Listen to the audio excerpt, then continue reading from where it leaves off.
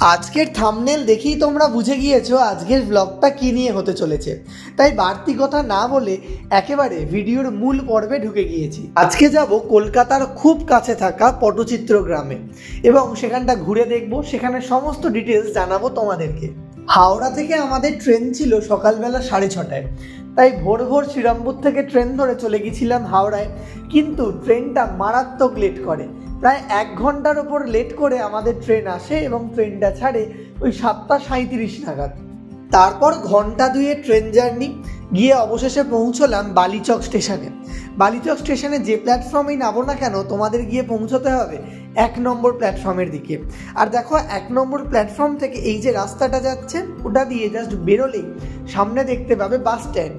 এখান থেকে পটচিত্রের গ্রাম মানে পিংলা যাওয়ার জন্য বাস, ট্রেকার, গাড়ি সমস্ত কিছুই পেয়ে যাবে। আর তার পাশেই রয়েছে ছোট্ট একটা ভাত খাওয়ার হোটেল। আমরা এখান থেকে কিছু খেয়ে নিয়ে বেরিয়ে পড়েছিলাম পিংলা যাওয়ার জন্য, কারণ সেখানে গিয়ে কিন্তু খাবারের কোনো দোকান তোমরা পাবে না। তবে বাস স্ট্যান্ডে দাঁড়িয়ে থাকা সমস্ত বাস কিন্তু পিংলা বা নয়াগ্রাম, যেটা পটচিত্রের গ্রাম, সেখানে কিন্তু যাবে না। যে বাসগুলোর মাথায় লেখা রয়েছে বলাই পণ্ডা, সেই বাসগুলোই একমাত্র যাবে। আর বাস ভাড়া মাত্র 25 টাকা, সময় লাগবে মোটামুটি 40 মিনিট মতো। বাসে উঠে পটশিল্পের গ্রাম বা নয়াগ্রাম বললেই তোমাদের নামিয়ে দেবে। আর সরাসরি বাস না পেলে তোমরা টোটো করে চলে আসবে মুন্ডমারি বাস স্ট্যান্ড। এখান থেকে আরাম করে আবার টোটো বা অটো পেয়ে যাবে। আর বাস বা টোটো, অটো তোমাকে নামিয়ে দেবে পেট্রোল পাম্পটার সামনে। পেট্রোল পাম্পের উল্টো দিকের গলিতেই রয়েছে পটশিল্পের গ্রামটা। সরু এই রাস্তাটা ধরে একটুখানি এগোলে তোমাদের চোখে পড়বে ছোট ছোট এই ঘরগুলো। আর এই ঘরগুলোতেই অভূতপূর্ব অসামান্য সব শিল্পকলার চর্চা হয় প্রত্যেকটা দিন। সত্যি কথা বলতে আমাদের মাথা ঘুরে গিয়েছিল এত অপূর্ব সব কাজ দেখে। অসম্ভব খাটনির একটা কাজ, অসম্ভব পরিশ্রমের মধ্যে দিয়ে আমাদের হারিয়ে যাওয়া ইতিহাস ঐতিহ্যকে তারা এখনো পটশিল্পের মধ্যে তুলে ধরেন। কেবল অবাক চোখে তাকিয়েছিলাম। সবাই মিলে করো গাছ রোপণ, ও জনগণ সবাই মিলে করো গাছ রোপণ। গাছ লাগাইলে পরে মানুষেরই উপকার করে, বাতাসে নিঃশ্বাস ধরে গাছেরই ধরন।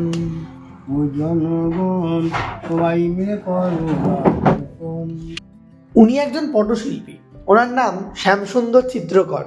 ওনার বাড়িতেই প্রথমে আমরা গিয়েছিলাম। আসলে আমারই একটা রিসার্চের কাজ ছিল, সেই জন্যই যেতে হয়েছিল এই গ্রামে। উনি নিজে পট আঁকেন এবং পট আঁকার সরঞ্জাম কিভাবে প্রকৃতি থেকেই সংগ্রহ করেন সেগুলো আমাদের দেখাচ্ছিলেন।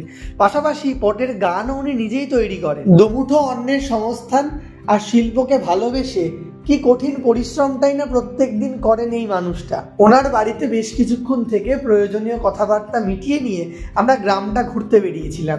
হঠাৎ চোখে পড়লো এনাকে, কি অপূর্ব কাজ এনার হাতের। তারপরে আমরা গিয়েছিলাম এই বাড়িটায়। ইনি হচ্ছেন স্বর্ণ চিত্রকর, যার হাতের কাজে জাদু রয়েছে। মানে আমাদের চোখ আটকে গিয়েছিল এই বাড়িটায় এসে। আমি শুধু মুগ্ধ হয়ে ওনার বাড়ির দেওয়ালগুলো দেখছিলাম, কি অপূর্ব। আর এই কাজটা দেখো, এটা আমার সব থেকে পছন্দ হয়েছিল ওনার কাজের মধ্যে। এই পটের গানও গিয়ে শুনিয়েছিলেন আমাদের। কালি দহে দিল ঝাব রসের মুরারি, এক লাগে বন্দি হলো কৃষ্ণ ঠাকুর আলী। বিষেরি জ্বালাতে কৃষ্ণ কাঁদিতে লাগিল, গরুরে সে হুঙ্কার দিতে নাগ পাতালেতে গেল। বৃন্দাবনে করল রাস মদন মোহন, 1600 গোপিন যে কুঞ্জে রাস বৃন্দাবন। 1 সখী 1 কানাই নাচিয়া বেড়ায়, কুঞ্জের ভিতর মধুসূদন বাঁশরি বাজায়। তো এখানে এসে গেছি, সমস্ত জায়গায় সমস্ত ঘর বাড়িগুলোর দেয়ালগুলো জাস্ট এরকম সুন্দর। একটা গোটা গ্রাম একটা হারিয়ে যাওয়া শিল্পকে ধরে বেঁচে আছে। আমরা ওনাদের কাছ থেকে ন্যায্য মূল্যে অনেক পটচিত্র সংগ্রহ করেছিলাম। শুধু পটচিত্র নয়, আরো অনেক কিছু।